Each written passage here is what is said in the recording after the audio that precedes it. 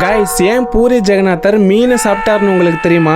உண்மையாவே இந்த கதை சூப்பரா இருக்கும். நான் முழுசா சொல்றேன், கவனமா கேளுங்க. முன்னாடி காலத்துல பூரி நகரத்துல கூர்மா அப்படிங்கிற ஒரு வயசான பாட்டி இருந்தாங்க. ஒரு நாள் அந்த பாட்டி பூரி ஜெகநாதரை வழிபாடு செய்யறதுக்காக கோவிலுக்குள்ள போயிருந்தாங்க. அப்போ அந்த கோவிலுக்குள்ள பிரசாதங்கள் இருந்ததை பார்த்தப்போ அதுல இனிப்பு பண்டங்கள் அதிகமா இருந்ததை பார்த்திருக்காங்க. அதுல கொஞ்சம் கூட காரசாரமான உணவுகள் எதுவுமே இல்ல. ஏன்னா அந்த பாட்டி ஒரு மீனவ குடும்பத்தை சேர்ந்தவங்க. அந்த பாட்டி டெய்லியும் மீனை சாப்பிடும். சோ அதனால அந்த பாட்டி, நான் சாப்பிடுற இந்த சுவையான காரமான மீன் கண்டிப்பா ஜெகநாதருக்கு ரொம்ப பிடிக்கும் அப்படின்னு நம்பினாங்க. மறுநாள் அந்த பாட்டி ஒரு மீனை வாழை இலையில மடிச்சு பக்தியோட அதை கோவிலுக்கு எடுத்துட்டு வந்தாங்க. அப்போ அந்த கோவிலுக்கு வெளியில இருந்த 2 காவலாளிகள் மீன் வாசனையை பார்த்ததுமே ரொம்ப கோவத்தோட அந்த பாட்டியை நிறுத்தி, உனக்கு கொஞ்சம் கூட அறிவு இல்லையா, யாராச்சும் மீனை கோவிலுக்கு கொண்டு வருவாங்களா அப்படின்னு அசிங்கமா திட்டி அந்த வாழை இலையை தூக்கி எரிஞ்சிட்டாங்க. அப்போ யாருமே எதிர்பார்க்காத விதமா கீழே விழுந்த அந்த வாழை இலையில இருந்து மீனுக்கு பதிலா ஒரு பலாப்பழ துண்டு வெளியில வந்துச்சு. இதை பார்த்ததுமே அந்த காவலர்கள் பயங்கரமா ஆச்சரியப்பட்டு உடனே அந்த பாட்டி கிட்ட மன்னிப்பு கேட்டு அந்த பலாப்பழத்தை ஜெகநாதருக்கு அர்ப்பணிச்சாங்க. ஜெகநாதர் அந்த பாட்டி மேல வச்சிருந்த அன்பை பார்த்த பாட்டி ரொம்ப சந்தோஷப்பட்டு அன்னையில இருந்து முழுசா சைவ உணவுக்கு மாறினாங்க. அதோட டெய்லியும் அந்த பாட்டி ஜெகநாதருக்கு பலாப்பழத்தை பிரசாதமா வைக்க ஆரம்பிச்சாங்க. எப்பவுமே பூரி ஜெகநாதர் அவரை தேடி வர்றவங்களை கைவிடவே மாட்டாரு.